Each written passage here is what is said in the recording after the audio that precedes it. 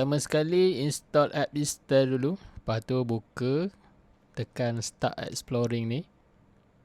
Active new SIM card. Lepas tu proceed. Scan barcode dekat SIM card ni. Okey, barcode dia yang ni.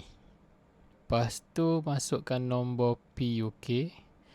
PUK tu kat sini Lepas tu submit. Masukkan nombor referral ID E00565158. Ni nama referral. Lepas tu tekan confirm dan next.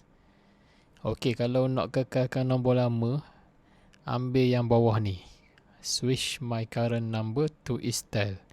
Kalau nak pakai nombor baru, korang boleh ambil yang atas ni. Okey, lepas tu pilihlah nombor apa yang korang nak lah.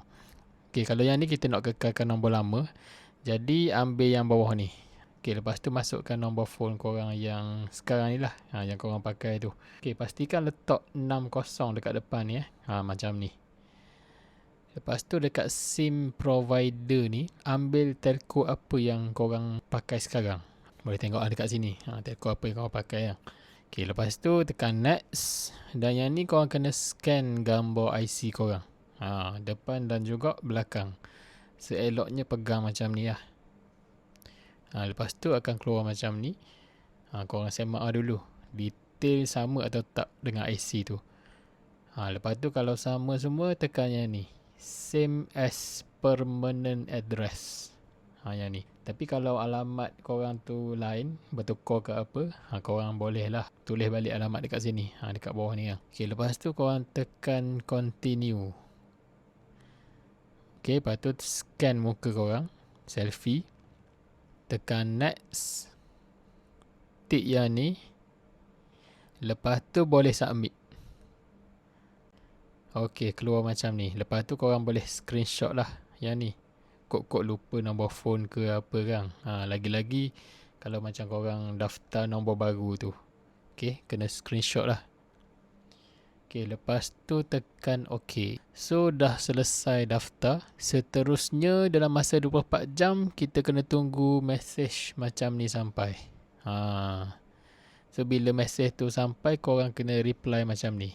Port out, yes. Lepas tu nombor korang, contoh macam ni lah. Huruf kecil, huruf besar, kena sama semua. Macam contoh ni. Lepas tu, send reply message tu. Okey, jadi dalam masa 24 jam tu, kita tunggulah sampai line korang tu memang betul-betul tak ada. Dia tulis no service kat atas tu kan. Jadi kalau line tu dah tak ada, korang bolehlah tukar SIM card Istel ni. Okey, so ni line dah tak ada. Jadi kita masukkan SIM card Istel ni. Lepas tu kita masuk ke app Istel. Tekan first time login ni.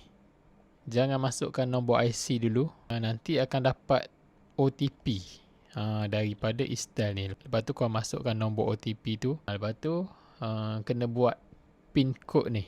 Dia nak 6 digit. Yang ni dikira password lah bila nak masuk dekat apps tu. Jadi kena ingat lah password ni. Korang letak nombor apa lah. Okay.